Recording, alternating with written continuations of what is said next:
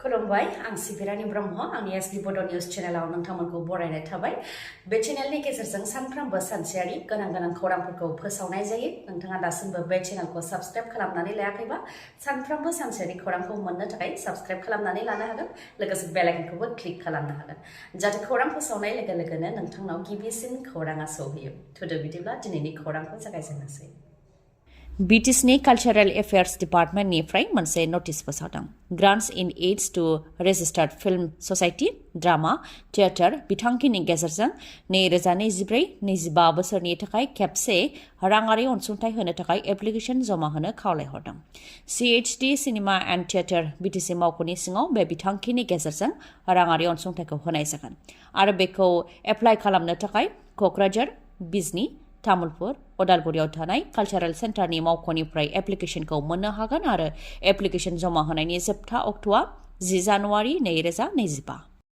गुवाहाटीआव साननि समावनो फिन मानसि बुथारनाय जाथाय 27 बोसोर बैसोनि मौसुमी गगैखौ बुथारबाय भुपेन दास मुंनि सुबुङा गुवाहाटीनि हाथिगावनि नाहारानि पादाव जादों बे खास्रि बिस्रि बुथारनाय जाथाया साननि समावनो 11 रिंगा 10 मिनिटसो समाव बे बुथारनाय जाथाया जादों जोखोम जानाय हालोदाव मौसुमी गगैखौ GMCH देहा फाहामसालियावबो लांनाय जादोंमोन नाथाय सानजौफुनि 12 रिंगा 15 मिनिटसो समावनो बिथाङा जोबथा हां लादों वान साइडेड लाभ अदेबानि फारसे साइडनिफ्रायल' मोजां मोननायखौ लानानैनो बे बुथारनाय जाथाया सोमजिदों अफिसाव थांनो ओंखारनाय समाव न'नि लांगोनायावनो खास्रि बिस्रियै मौसुमी गगैखौ 32 बोसोर बैसोनि भुपेन दासआ बुथारदों भुपेन दासआ नलबारिनि थागिबि सासे केब ड्राइभार आरो जुलि जाखानाय ओजोंहाय मौसुमी गगैया डिब्रुगड़ थिंखंनि थागिबि नाथाय नखरखौ फोथांनो थाखाय बिथाङा गुवाहाटीआव NGOआव खामानि मावोमोन फोरमायथिनाय बायदिब्ला मौसुमी गगैयाबो जुलि जाखानायमोन नाथाय थांनाय 3 बोसोर सिगां जाब्रबथाय जानायाव जिउ खोमादोंमोन फिसाया बेनि अनगायैबो सानै फिसानि मादाव सासेयाबो बेरामजों जिउ खोमानो गोनां जादोंमोन दा बिमा आरो सासेल' फिसा दंसैमोन नाथाय बिमा मौसुमी गगैखौबो भुपेन दास मुंनि सुबुङा खास्रि बिस्रियै बुथारबाय मिथिहोबावनाय बायदिब्ला गावनि जिउ रैखाथिनि थाखाय मौसुमी गगैया माखासे सान सिगां पल्टन बाजार पुलिस थानायावबो एफआइआर होखादोंमोन नाथाय रैखाथि होनो हायाखै पुलिस प्रशासना साननि समावनो लामायाव खास्रि बिस्रि गोफार हाथियारजों सुनानै बुथारबाय मौसुमी गगैखौ बुथारग्रा भुपेन दासआबो गावखौ उनाव जोखोम खालामनानै लादों दा देहा फाहामसालियाव फाहामथाय लागासिनो दङ जाथायखौ लानानै गोख्रों रावजों सोंखारिदों ओनसोलनि सुबुंफोरजों लोगोसे मौसुमी गगैनि नखरनि सोद्रोमाफोरा दायनिगिरिखौ जाहाथे गोख्रोङै साजा होयो बेनि थाखायबो दाबि खालामदों वान साइडेड लाभ अदेबानि फारसे साइडनिफ्रायल' मोजां मोननाय जाथायखौ लानानैनो बे बुथारनाय जाथाया जानो मोनदों गोथार बर'दिननि रंजाफुबाय थानाय समावनो गं 17 ख्रिस्टियान धोरोमनि सुबुंफोरनि नखरखौ सावनानै सेवहांगार खालामदों बांलादेश हादराव शेख हासिनानि उनाव गोदान प्राइम मिनिस्टार फैनायनि उनावनो माइनरिटिसफोर जेरै हिन्दुफोरनि सायाव अयथासार खालामनायनि उनाव ख्रिस्टियान धोरोमनि सुबुंफोरनि सायावबो इनाय अनागार खालामनायखौ नुनो मोननाय जादों बे खेबाव गोथार बर'दिन फालिबाय थानाय समावनो गं 17 ख्रिस्टियान धोरोमनि सुबुंफोरनि न'खौ सावनानै सेवहांगार खालामदों बांलादेशनि बन्दरबान जिल्लायाव चिट्टागं हाजो साखाथियाव थानाय लामा उप जिल्लायाव थानाय नतुन टंजिरी त्रिपुरापारायाव अर सावनानै होनाय जाथाय जादों हरनि 12 रिंगा 30 मिनिट समावनो अर सावनानै होनाय जाथाय जादों गावसोरनि गामियाव चार्च गैयैनि थाखाय गुबुन गामियाव अदेबानि साखाथिनि गामियाव थानाय चार्चआव क्रिसमास फालिनो थाखाय थांदोंमोन बे खाबुखौ लानानैनो अदेबानि न'आव रावबो गैयैखौ खाबु लानानैनो गं 17 नखरखौ अर सावनानै होदों जायजों खामनानै सेवहांगार जादों दा गं 17 नखरा गंसेबो न' गैजाला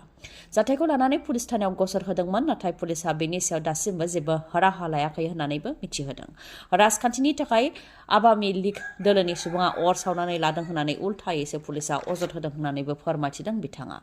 जाथायखौ लानानै अदेबानि ख्रिस्टियानफोरखौ गाग्लोबनाय जाथायखौ लानानै दा rights and risk analysis group new दिल्लीनिफ्राय इन्टारनेशनेल अर्गानाइजेसनफोरखौबो खावलायहरदों जाहाथे बिनि सायाव नोजोर होयो बांलादेशआव गोदान सोरखार फैनायनि उनाव माइनरिटिफोरनि सायाव गाग्लोबनाय जाथाया बांनायनिफ्राय बांदों हिन्दु समाजनि सुबुंफोरनि सायाव गाग्लोबनायनि उनाव दा ख्रिस्टियान धोरोमनि सुबुंफोरनि सायावबो गाग्लोबनायखौ नुनो मोननाय जादों 92 बोसोर बैसोआव बारग' गाहाय मन्थ्रि डक्टर मनमोहन सिंहआ जोबथा हां लाबाय मैया बेलासि समाव दिल्लीनि एम्सआव हरखाबै थिसननाय जादोंमोन बिथांखौ न'आवनो थद गैयै जादोंमोन बिथाङा जाहोनाव बिथांखौ हरखाबै दिल्लीनि एम्स देहा फाहामसालियाव थिसननाय जादोंमोन नाथाय बिथाङा मैया जोबथा हां लाबाय बिथाङा 1932 मायथाइनि 26 सेप्तेम्बराव पान्जाबनि मोनसे गामियाव जोनोम जादोंमोन बेनि उनाव बिथाङा इउनिभार्सिटि अफ केम्ब्रिजनिफ्राय बिथाङा इक'नमिक्सआव फार्स्ट क्लास अनार डिग्री खालामदोंमोन बेनि उनाव बिथाङा अक्सफर्ड इउनिभार्सिटिनिफ्राय इक'नमिक्सआव डिफिल खालामदोंमोन बेनि उनाव बिथाङा गोलाव सम राजखान्थिनि फोथाराव खामानि मावदोंमोन 1991 मायथाइनिफ्राय राज्य सभानि एमपि जादोंमोन बिथाङा आरो भारतनि 13थि प्राइम मिनिस्टार अदेबानि गाहाय मन्थ्रिबो जादोंमन कंग्रेसजों दैदेनजानाय UPA सरकाराव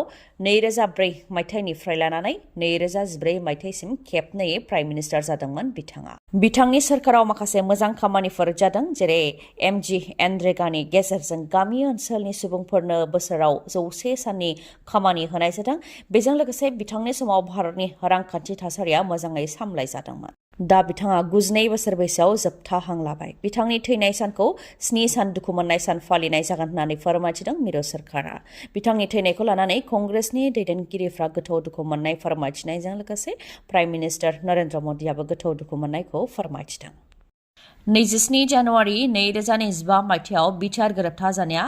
आबुङै 5 बोसोर जासिगोन नाथाय बोसोर 5 जानो थांनायनि उनावबो बिटिआर गोरोबथानि सागानगिरि रन्जन दैमारिजों लोगोसे बारग' NDAफोर गासै 60 गोबाङा दासिमबो जोबथेसालियावनो दङ गुवाहाटी सेन्ट्रेल जेलजों लोगोसे गुबुन गुबुन जोबथेसालियाव दासिमबो जोबथे जानानै दङ बारग' NDAनि सोद्रोमाफोरा बेनि अनगायैबो गोबांनि केसआनो दासिमबो बोखार जायाखै गुबुन गुबुन रायजोनिफ्रायबो दासिमबो NDAफोरनाव सामन फैयो नाथाय बिटिआर गोरोबथा जानाया 5 बोसोर जानो थांगासिनो दङ BTCनि बियाबखौ मोन 60सिम बांहोनायनि खोथाबो दंमोन बिचार गोरोबथानि गेजेरजों नाथाय बेखौबो दासिम जानायखौ नुनो मोननाय जायाखै NDAनि गायसनगिरि रन्जन दैमारिखौ उदां खालामनो थाखाय बिथांनि नखरनि सोद्रोमाफोरजों लोगोसे इउनाइटेड फराम अफ एक्स NDAबो गोबां जुजिदोंब्लाबो बिथांखौबो बेलाव सख'नो हायाखै बारग' NDAनि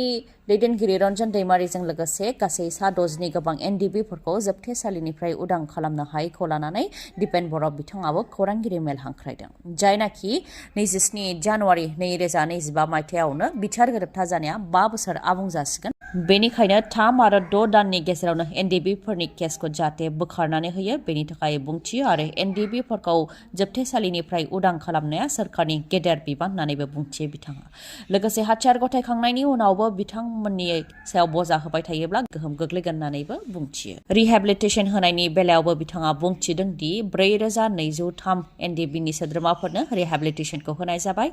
678 सुबुंफोरनो गुबुन गुबुन जाहोननि थाखाय होनो हायाखैमोन बिथांमोननो होनो थाखाय स्क्रुटिनि आरो भेरिफिकेसन खालामनाया जाखाबाय बेनिखायनो बिथांमोननोबो जाहाथे थाबैनो होयो बेनि थाखाय बुंथियो दिपेन बर'आ आरो मुंख्लं नखरनो 600नो एक्सग्रेसियाखौ होनाय जाबाय आरो गोबांनो होनो आद्रा दंबावो होननानै बुंथियो दिपेन बर'आ गोथार बर'दिन आरो गोदान बोसोर फैनाय गेजेराव माखासे सानल' आद्रा दंसै गोथार बर'दिन आरो गोदान बोसोरजों लोब्बा लाखिनानै काजलगावनि MMH अट' हन्डा श'रुमा नोंथांमोननि थाखाय लाबोदों गोजोनथाव रादाब 3 जानुवारिनि सिगां बायोब्ला नोंथांमोनहा मोननो हागोन बायदि बायदि अफार शाइन 100 मटरसाइकेल बायोब्ला 2000 रां केशबेक मोननो हागोन SB 160 मटरसाइकेल बायोब्ला 2000 रां केशबेक मोननो हागोन बेनि अनगायैबो 3 जानुवारि 2025नि सिगां मटरसाइकेल बा स्कुटि बायोब्ला नोंथांमोनहा 3000 रांबो सेभ खालामनो हागोन लोगोसेनो काजलगावनि MMH अट' हन्डा श'रुमाव मटरसाइकेल बा स्कुटि बायोब्ला ल' डाउन पेमेन्ट अदेबानि खम रां होग्रोनानैनो मोननो हागोन लोगोसे एक्सचेन्ज ब'नासबो थागोन बेसेन नाङालासे गंनै हेलमेट मोननो हागोन आरो गांसे ब्लेक हेडबो मोननो हागोन अब्ला नोंथाङा माखौथो गोबाव खालामखो थाबैनो काजलगावआव थानाय MMH अट' हन्डा श'रुमनिफ्राय नोंथाङा मटरसाइकेल बा स्कुटिखौ बायनानै लाबोदो मोजाङै मिथिबावनो थाखाय 8720957824 नङाब्ला 7002252878 बे नाम्बाराव खौरां लानो हागोन गोजोन्थों खौरांखौ जोबजासे खोनासंनायनि थाखाय गोजोननाय थाबाय गाबोननि सानाव फिन गोदान खौरांजों लोगो मोनफिनगोन दिनैनि थाखाय गोजोन्थों